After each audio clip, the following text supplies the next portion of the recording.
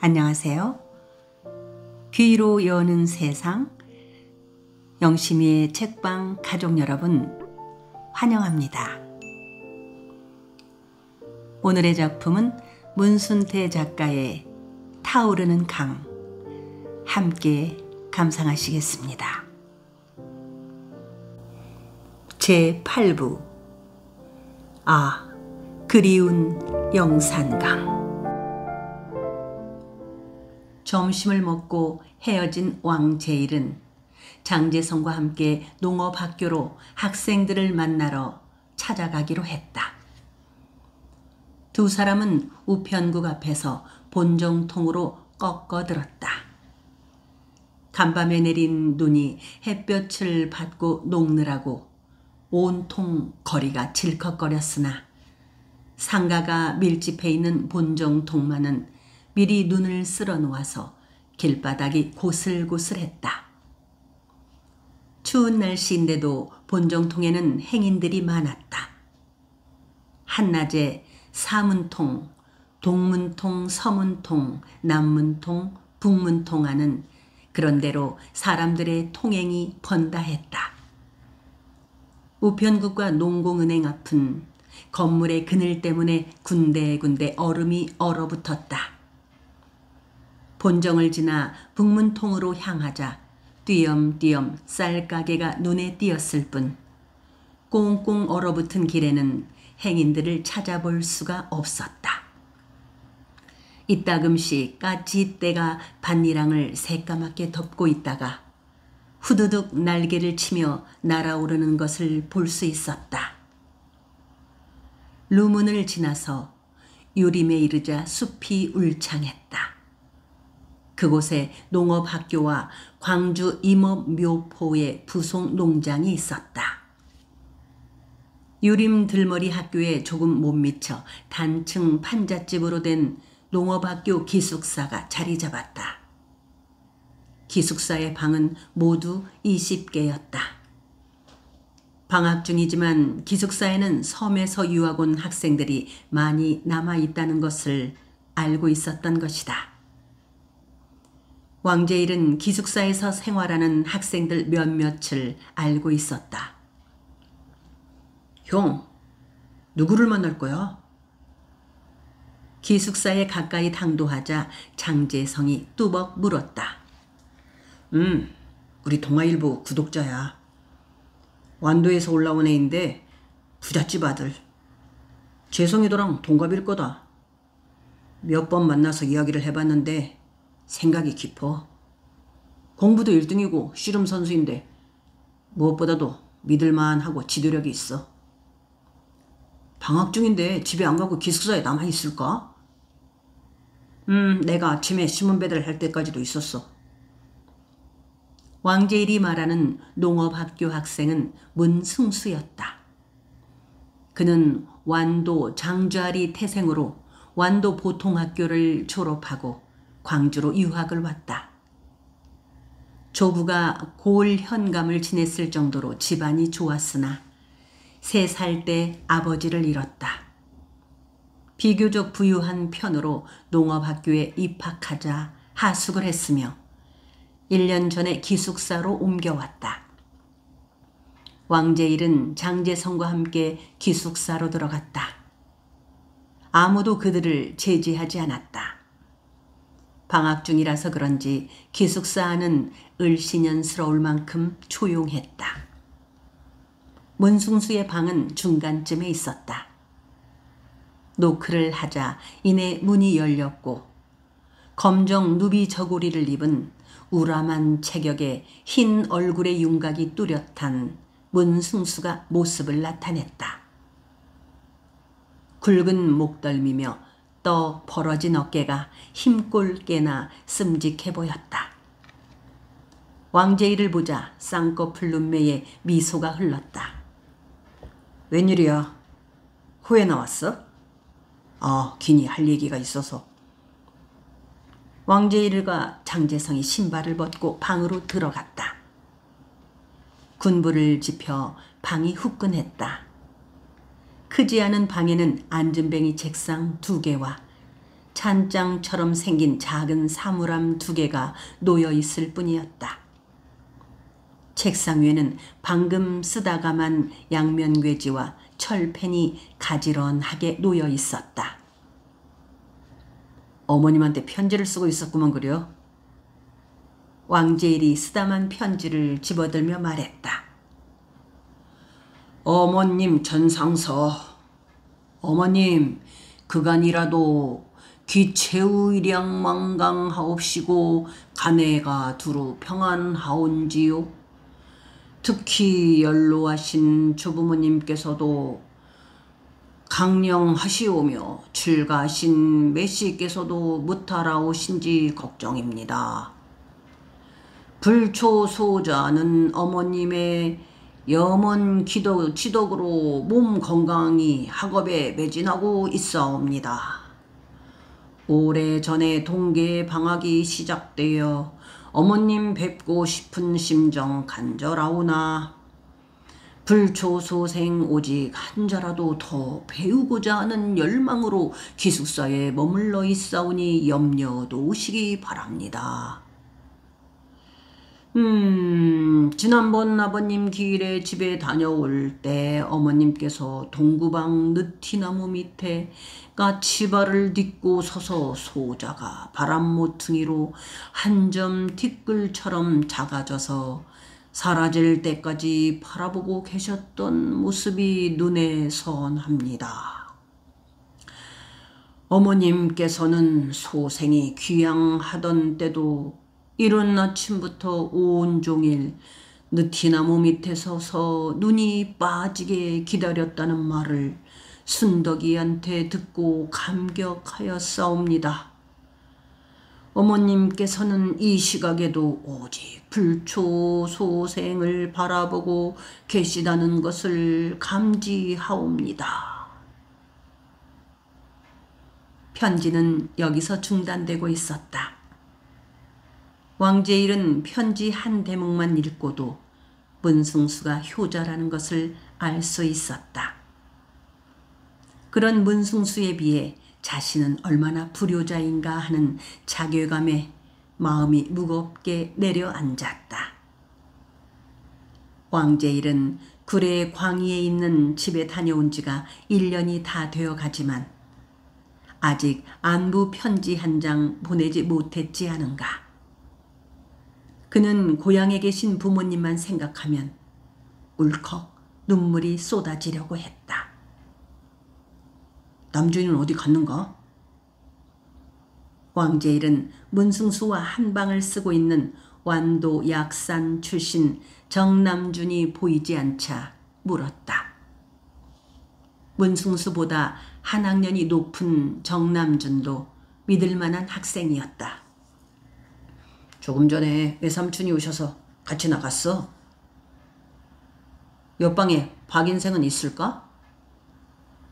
박 선생은 왜? 있으면 같이 이야기 좀 하게.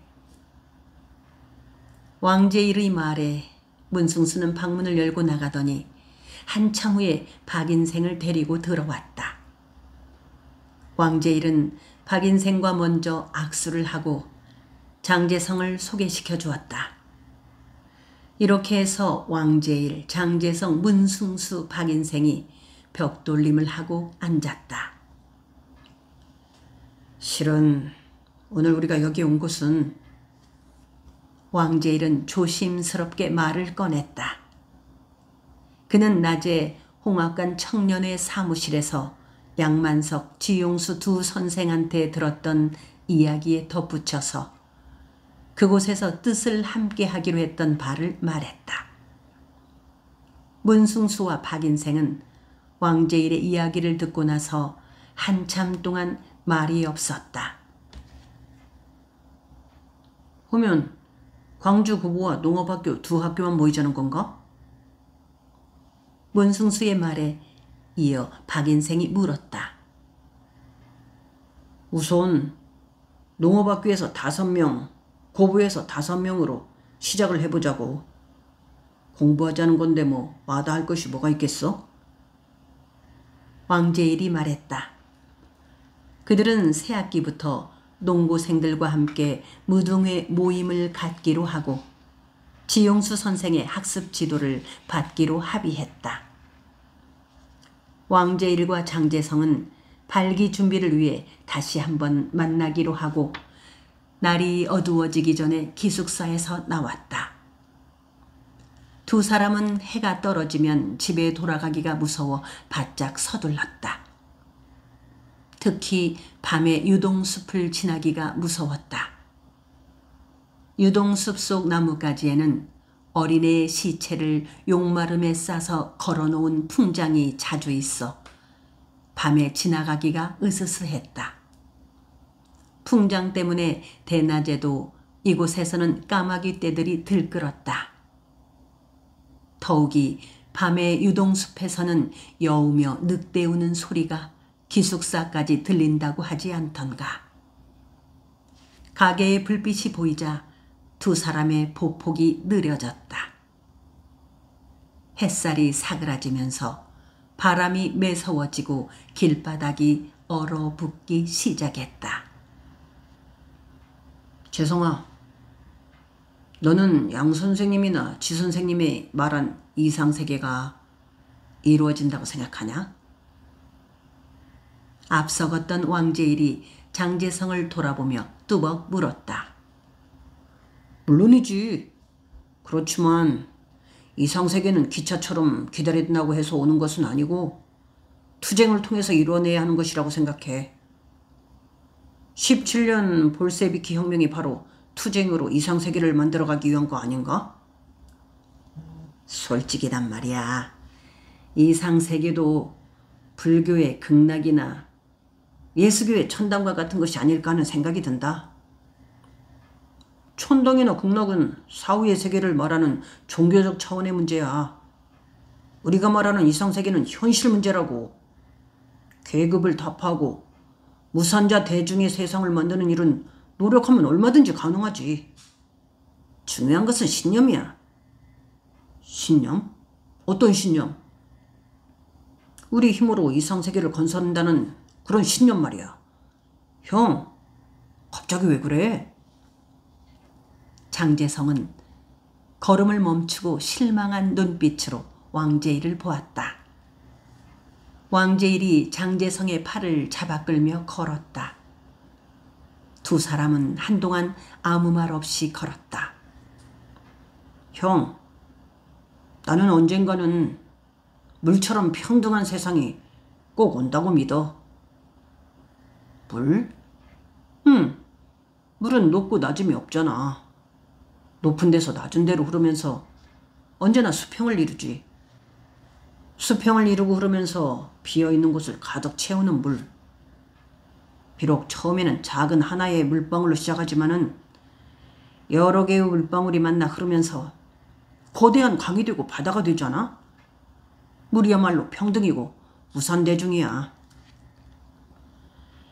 나는 이상세계 건설보다 더 시급한 것은 독립이라고 생각한다. 왕제일이 혼잣말처럼 낮은 목소리로 말했다. 장제성이 다시 걸음을 멈췄다. 왕제일은 혼자 걸었다. 한참이나 걷다가 장제성이 가까이 올 때까지 기다렸다. 그들은 말없이 다시 걸었다. 이상세계가 먼저냐 광복이 먼저냐 하는 것을 따지는 것은 중요하지 않아. 중요한 것은 목적이 같으면 되니까. 그리고 신념만 굳건하면 무엇이든 가능해. 한참 말없이 걷던 장제성이 힘주어 말했다. 왕제일도 그 말에는 공감했다. 두 사람이 반다름으로 우체국 앞에 이르렀을 때는 어느덧 어둠이 켜켜이 내려앉기 시작했다. 장제성이 갑자기 손을 내밀며 악수를 청했다. 왕제일이 장제성의 손을 잡았다. 두 사람은 손을 잡고 한참 동안 흔들었다. 그들은 악수의 의미를 잘 알고 있었다. 형, 오늘 아주 의미 있는 날이었어. 나는 형을 믿어. 그래, 잘해보자. 우편국 앞 내거리에서 장제성은 동문통 쪽으로 가고 왕제일은 서문통 쪽으로 향했다. 왕제일은 얼마 전에 서방면에서 공수방으로 자취방을 옮겼다. 그는 광주천 쪽으로 천천히 걸었다. 본정으로부터 멀어지자 거리의 불빛이 사라지면서 두꺼운 어둠이 세상을 빈틈없이 덮었다. 공수방 언덕 위 금융조합 건물에서 작은 불빛이 깜빡거릴 뿐이었다. 그의 마음도 어둠처럼 무거웠다. 문득 문승수가 그의 어머니한테 쓴 편지 내용이 머릿속에서 맴돌면서 고향에 계신 어머니가 떠올랐다. 5년 전 아버지 몰래 집을 빠져나올 때 어머니는 신장로까지 따라 나오면서 눈물바람을 했다. 아버지 몰래 닭 2마리를 팔았다면서 눈물 젖은 손으로 꼬깃꼬깃한 지전을 조끼 주머니에 찔러주던 어머니. 지난 설에 찾아갔을 때 보니 머리에 임지를 너무 많이 하여 정수리가 반들반들해진 어머니는 마른 나뭇가지처럼 가벼워 보였다. 사흘째 하늘이 무너져 내리듯 폭설이 내렸다. 세상은 끝없는 은빛 장막에 갇혀 모든 움직임을 멈추었다. 새들도 눈 속에 파묻혀 버렸는지 날개치는 것을 볼 수가 없다. 하늘빛을 제외한 세상의 모든 빛깔이 하얗기만 하다. 대지를 덮은 눈빛이 반사되어 하늘빛이 더욱 검푸르게 보인다. 바람마저 숨을 거두어 적막하기만 하다. 움직임이 없이 정지된 세상. 죽음이란 이런 것일까? 죽음이 두꺼운 어둠의 빛깔이 아니라 이처럼 하얀 눈부심이라면 별로 두렵지 않을지도 모른다. 양만석 역시 폭설에 갇힌 듯 방에 북바지로 들어앉아 있었다. 이따금 영산원 쪽으로 난 손바닥만한 창문을 열고 밖을 내다보거나 밖으로 나와 금성관 뜰을 거닐 뿐이다. 새밑이라 그런지 며칠째 여관에 드는 손님들도 발길이 뚝 끊겼다. 무등산 넘어 담양이 고향인 조근마저 설을 쇠러 집에 가고 금성관 안에는 마금례와 양만석 2사람뿐이다. 마금례는 한사코 싫다는 백년이마저도 설은 부모와 함께 맞이해야 한다면서 집으로 보냈다. 큰 집을 2사람이 지키고 있자니 너무 허전하고 호젓했다. 옆집 영산원의 노랫가락 소리도 사흘째 들리지 않고 있다. 마금례는 오늘 아침 밥상머리에서도 양만석에게 당장 기차를 타고 나주에 내려가서 설을 쇠고 오라고 당부를 했다. 며칠 전까지만 해도 그는 마금례의 부탁대로 백년이와 함께 기차를 탈까 하는 생각도 해보았다. 그러나 끝내 그는 고향에 가는 것을 그만두었다. 고향에 내려가서 누구와 함께 설을 맞아야 할지 막막했기 때문이다. 처가에 가서 설을 셀까 하는 생각도 해보았지만 아내가 받아줄 것 같지가 않았다. 그렇다고 외숙도 집에 가고 없을 터인데 머슴과 찬모만 있는 나주 본가로 돌아가고 싶지는 않았다. 더욱이 마금례 혼자 남겨두고 간다는 것이 허락되지 않았다. 그래서 그는 마금례와 함께 금성관에 남아서 설을 맞기로 한 것이다. 양만석은 너무 답답해서 외투에 모자까지 삐뚤음이 쓰고 밖으로 나왔다. 눈발이 날렸지만 바람이 불지 않아서인지 생각보다 그렇게 춥지는 않았다. 그는 광주천 물길을 따라 천천히 걸었다. 거리에 눈을 치우지 않아 발목까지 빠져들었다. 걸음을 옮기기가 힘이 들었다. 얼어붙은 광주천 가장자리에도 눈이 쌓여 물 흐르는 것이 보이지 않았다. 그는 잠시 걸음을 멈추고 광주천 건너편 숲을 바라보았다. 듬뿍 쌓인 눈의 무게에 눌린 나뭇가지들이 휘움하게 늘어져 있는 것이 보였다. 나뭇가지가 부러지는지 이따금 눈가루가 연기처럼 솟구쳐 오르곤 했다. 그는 공수방 큰 장 근처까지 걸어갔다가 다시 올라왔다. 광주천을 걷다 보니 문득 어렸을 때 어머니와 함께 봉황 외가에 가던 기억이 떠올랐다. 양만석은 천변을 따라 걸어 올라오다가 걸음을 멈추고 섰다. 갑자기 영산강이 그리워졌다. 발바닥이 부르트도록 영산강변을 걷고 싶어졌다. 금성관에 돌아오자 마금니가 대문 앞에 서서 그를 기다리고 있었다. 아이 추운 니 혼자 어딜 댕겨오는겨? 눈을 좀 밟아보고 싶어서 걸었습니다. 설이 돌아오니까 매미 싱숭생숭하는감? 그러기에 집에 가서 설을 쇠라니깐 시방이라도 후딱 내려가. 아주머니도 참 올 설은 금성관에서 아주머님이랑 오붓하게 보내고 싶다니까요. 나 생각이어서 집에 안 간겨? 그래요. 아주머님 혼자 두고 의리 없이 어떻게 가요? 양만석이 활짝 웃으며 말하고 대문 안으로 들어섰다. 뒤따라 들어오는 마금니의 얼굴에도 금세 어두운 그늘이 사그라졌다.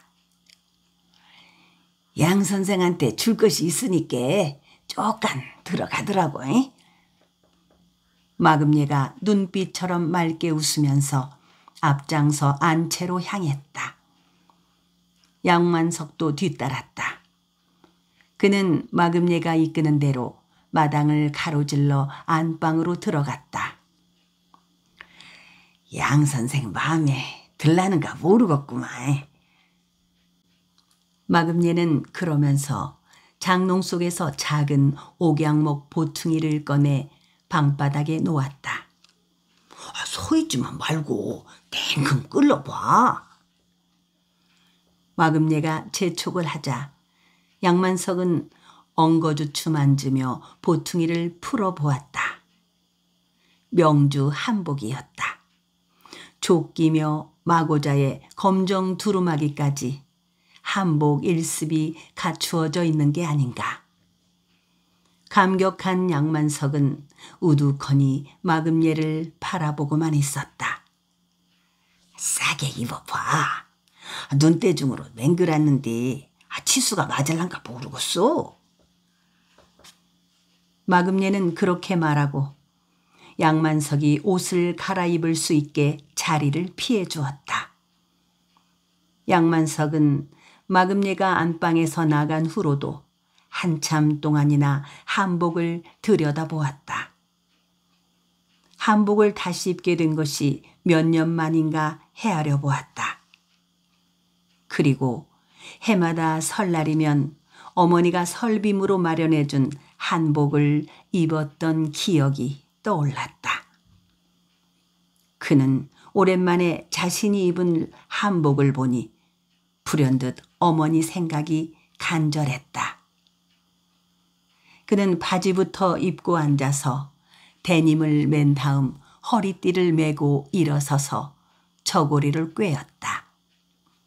맞춤옷처럼 몸에 꼭 맞았다. 손으로 만져본 명주가 자르하게 부드러웠다. 촉감이 좋았다. 그는 다시 조끼를 입은 다음 마고자를 걸치고 호박 단추를 끼웠다. 마지막으로 두루마기를 입고 방 안을 한 바퀴 돌고 나서 방문을 열었다.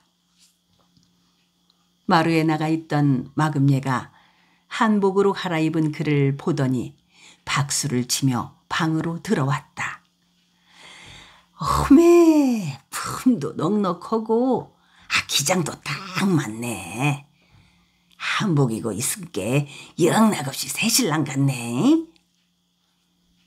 마금예는 양만석의 팔을 들고 두루마기 자락을 걷어 올리며 앞태 뒤태 되작거려가면서 옷의 기장이며 품을 살폈다.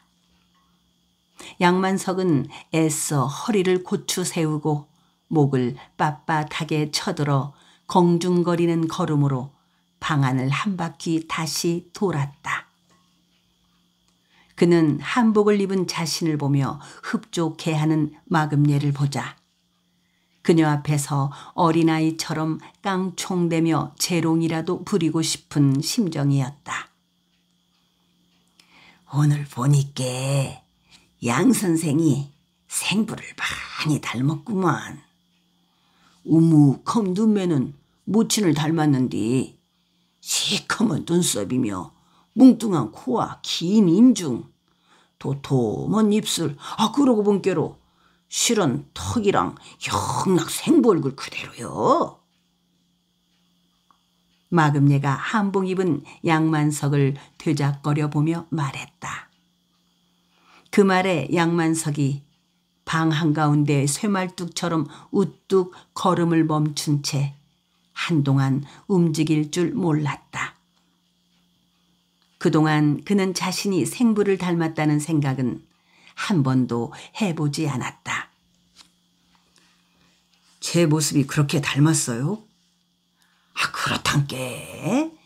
양복을 입을 때는 몰랐는데 요렇게럼 한복을 차려입고 있는 것을 본께 놀랍게도 생부 모습 그대로요. 한복을 입은 모습이 생부를 닮았다는 마금예의 말이 그의 머릿속을 맴돌았다. 생부는 어떤 분이셨어요? 천성이 소맨키로 착한 분이었지. 상전이 시키는 일이라면은 기름통을 들고 불 속이라도 뛰어들 사람이었어. 특히 마님, 그랑께 양선생 모친한테는 시급정성이었지. 이 세상 모든 하늘 가슴에 품고 삼시롱도 손톱맨치도 고통스러운 티를 안 냈어. 틀림없이 죽어서 천당에 갔을 것이여. 죽어서 별이 되고 싶다고 했으니까 아매도 땅속에 별이 되었는지도 모르지. 생부를 좋아하셨나요? 내가 생부를 좋아했냐고? 글쎄, 좋아했던 거는 우리 개동이를 낳고부터였어. 그전에는 좋아할 수가 없었지. 솔직하게 말해서 관심도 없었구만. 씨바지로 들어간 년이라 주인 씨바들 생각만 했지. 그런데 우리 개동이를 낳고부터는 차차로 달라지더만. 목소리만 들어도 가슴이 울렁대고 뭔 말치로 보기만 해도 온몸에 힘이 빠지고. 그 양반 고생하는 것을 보면 늘 마음이 짠하고 그랬어. 마금예는 무엇 때문인지 눈을 감더니 한참 동안 뜨지 않았다. 마금예는 미동도 하지 않은 채 꼿꼿하게 앉아서 오랫동안 눈을 뜨지 않았다. 양만석은 그녀가 다시 눈을 뜨기만을 기다렸다. 그러나 5분이 지나고 10여 분이 지나도록 눈을 뜨지 않자 양만석은 이상한 생각이 들기 시작했다. 그렇다고 어서 눈을 뜨라고 재촉할 수도 없는 일이라 그는 기다리는 수밖에 없었다. 방금 양 선생 생부를 만났구만. 한참 후에야 마금례가 눈을 뜨면서 화난 얼굴로 말했다. 양만석은 무슨 영문인지 몰라 잠자코 있었다. 내가 양진사 댁 씨바지로 들어와갖고 처음 만났을 때 더러운 버럭지를 보듯게 나를 흘겨보던 생부랑 마님이 시킨 대로 내 방에 들어왔을 때 참나무 토막맹키로 맹갈량을 부리던 생부, 그 다음날 아침에 봤을 때 옆으로 내 눈을 피하던 어색시런 모양. 그러고 또 무엇이냐, 우리 개동이를 낳고 나서 잠깐 눈이 마주쳤을 때 애잔하게 나를 찔러보던 얼굴. 그러고 목포에서 다시 만났을 적에 자빡 반가워하던 얼굴이 다 떠올랐구만. 그렇게 말하는 마금례의 시울이 질컥하게 젖어 있었다. 양만석은 한동안 말없이 마금례를 바라보고만 있었다. 그도 얼핏 생부의 여러 가지 모습들을 떠올려 보았지만 얼굴이 뚜렷하지가 않았다. 속옷 갈아입은 김에 서방질 하더라고. 한복 차려 입었은께 설새로 고향이나 얼핏 댕겨 오시제 그려. 혼자 내려가기 싫으면 내가 따라가 줄까? 마금례가 얼굴을 펴며 말했다. 양만석은 가볍게 피식 웃어 넘겼다. 내 말 깊이 알아듣고 후딱 내려가서 애기 어매부터 만나봐. 인혁이 여자 마음 하나 휘어잡지 못하고 사내가 어떻게 큰일을 하겠소. 여자하고 고양이는 쓰다듬어 줄수록 좋아하는 기여. 아무리 암칼진 여자라도 사내 품 안에서는 불 속에 찰떡민키로 부드러워지는 베비여. 양만석은 대답하지 않았다. 여자 마음 하나 휘어잡지 못하고 어떻게 큰 일을 하겠느냐는 말이 명치 끝에 머물렀다. 그렇지만 그가 생각하기에 그의 처는 휘어잡을 수 없는 여자였다. 그 여자는 당초부터 천한 노비는 사람으로 보지 않았다. 왜? 그 진주 세약씨 때문인겨? 아닙니다. 양만석은 그렇게 말은 하면서도 문득 주선의 생각에 사로잡혔다. 갑자기 그의 머릿속에 조선의 모습으로 가득 찼다. 그녀에 대한 생각만으로도 가슴이 뜨거워지는 것을 어쩔 수가 없었다. 이렇듯 한 여자 때문에 바싹바싹 애가 탈 줄은 몰랐다. 이런 경험은 난생 처음이었다. 지금까지 많은 여자들을 만나보았지만 한 번도 마음을 빼앗겨 본 적이 없었다. 그날 밤 양만석은 이런저런 생각 때문에 밤늦도록 잠을 이루지 못하고 뒤척였다. 머릿속에는 줄곧 은빛의 영산강이 도도하게 흐르고 있었다. 그리고 귀에는 마금례가 낮에 그에게 했던 말이 윙윙거렸다. 마금례 말대로 부르메로 찾아가 철을 한번 만나봐야 할 것 같기도 했다. 무엇보다 아들 순식이를 만나야 할 것 같았다. 그렇지만 처가에 찾아간다는 것은 용기의 문제에 앞서 참을 수 없는 치욕이었다.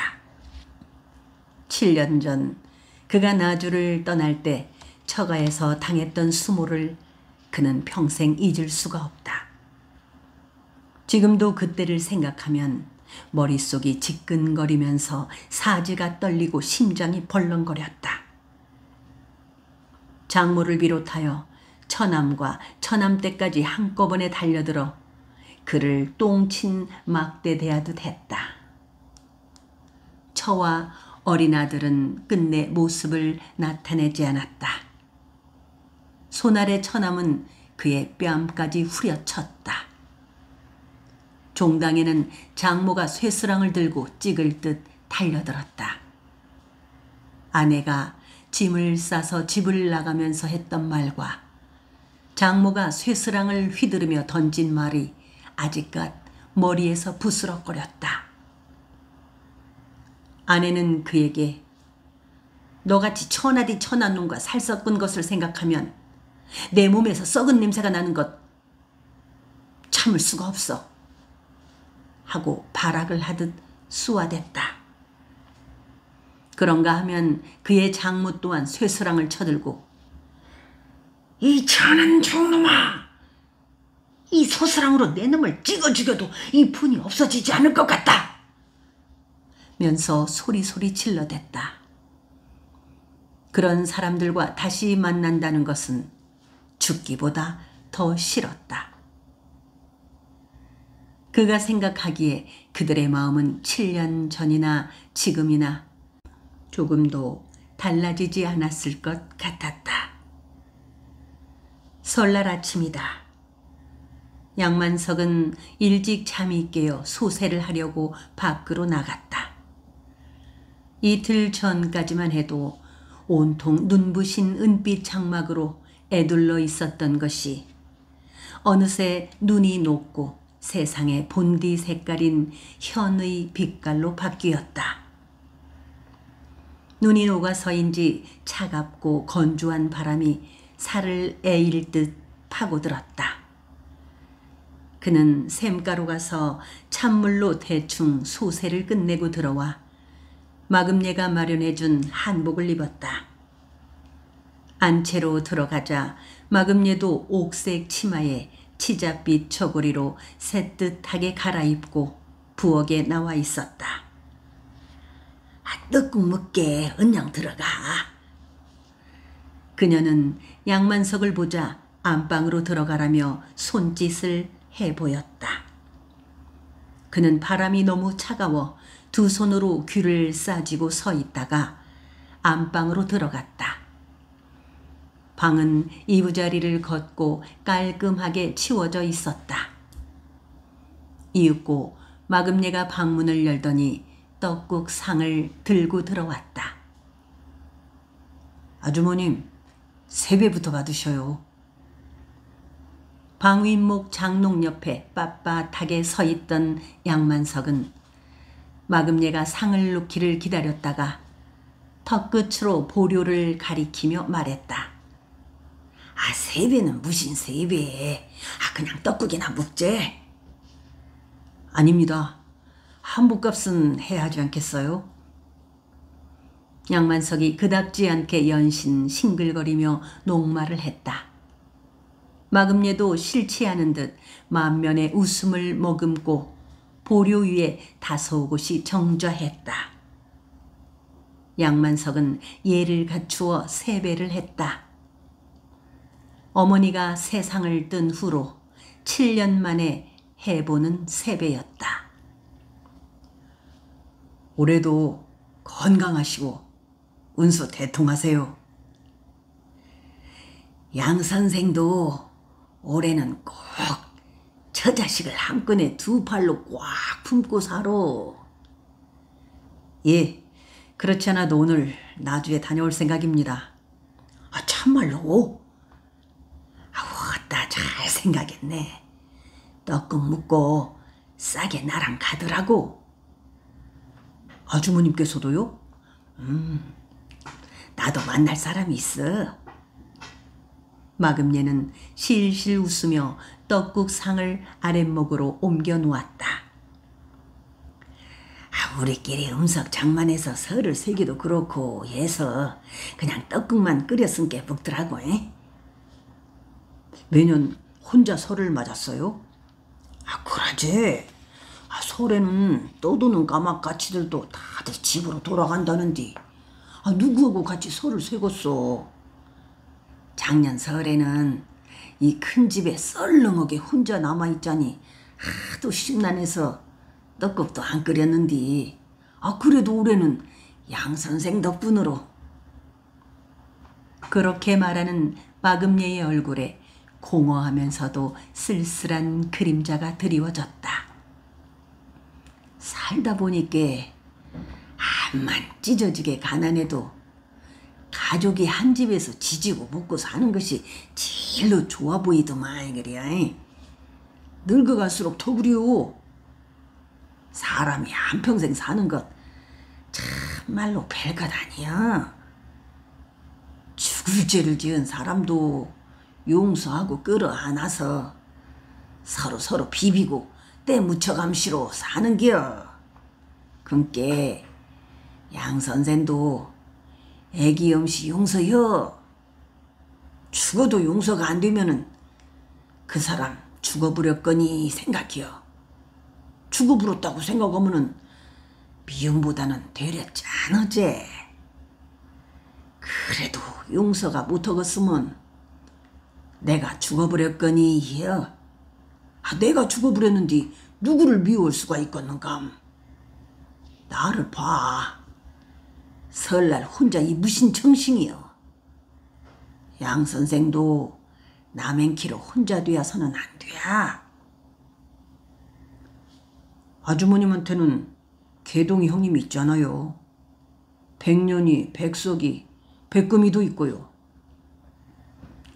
내가 필요로 할 때 옆에 없으면은 아무 쓸데없어. 보고 잡을 때 볼 수 있는 사람이 최고요. 생각만으로는 허무여. 마금예는 갑자기 시무룩해졌다. 떡국상을 물린 두 사람은 떠날 준비를 서둘렀다. 전화로 택시를 부르고 밖으로 나와 보니 눈부신 겨울 햇살이 묶음으로 쏟아져 내렸다. 길바닥도 말끔히 눈이 녹아 고슬고슬해 보였다. 매서운 바람은 여전히 따끔따끔 살을 파고들었다.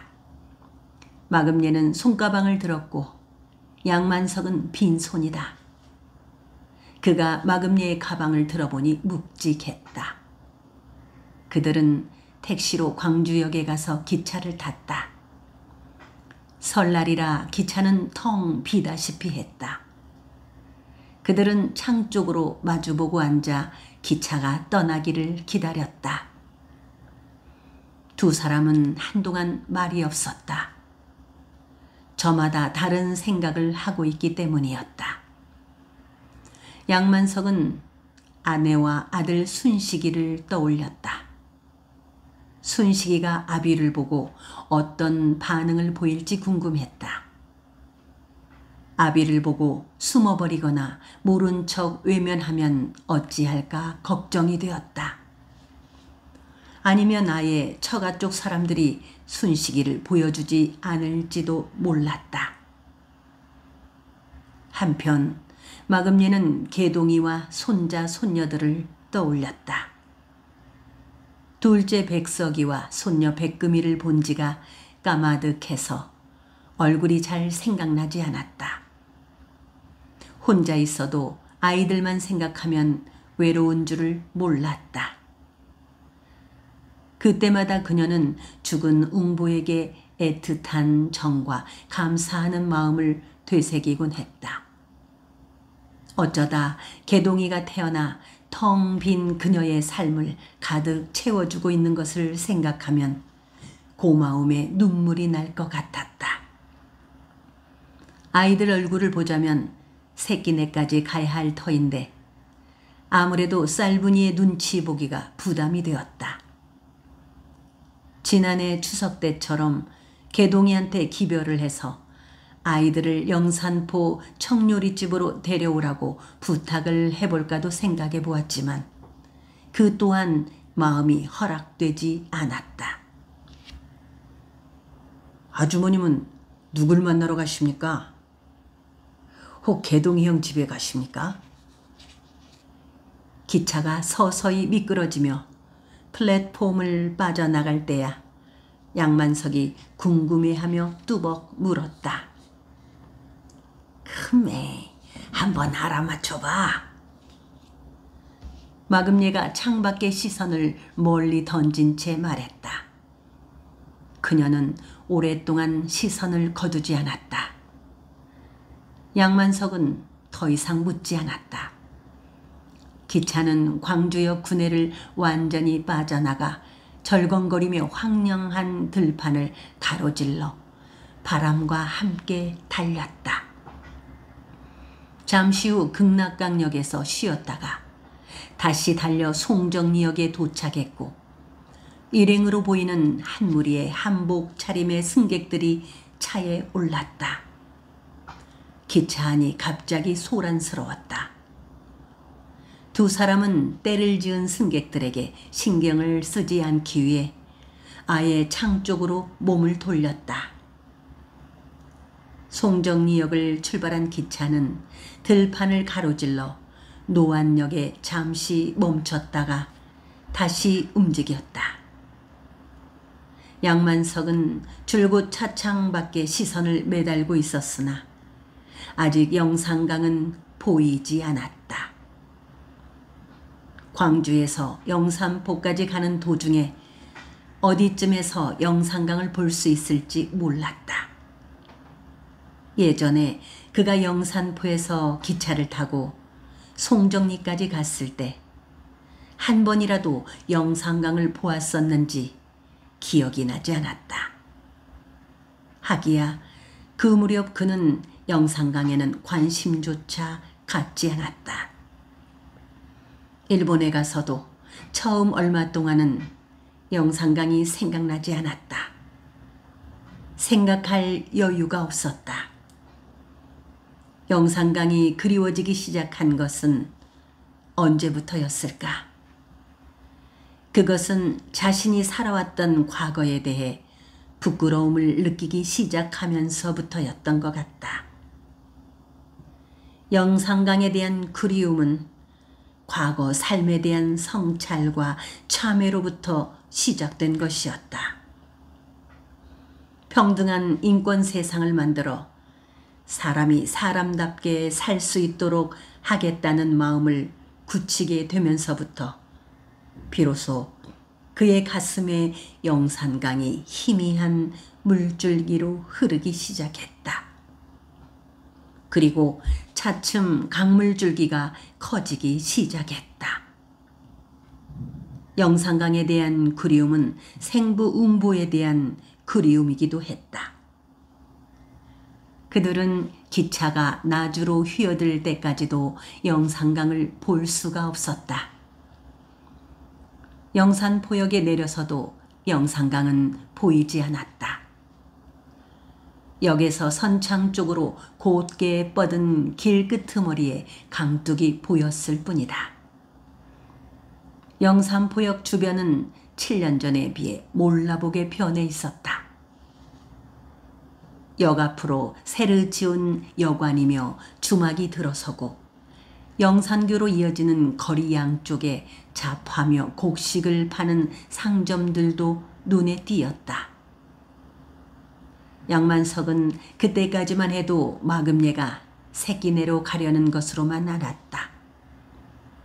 그렇다면 그도 새끼내에서 부로매까지는 그리 멀지 않은 터라 얼마간은 동행을 할 수 있을 것이라고 생각했다. 마금예는 마침 역전에 대기하고 있던 인력거에 올라탔다.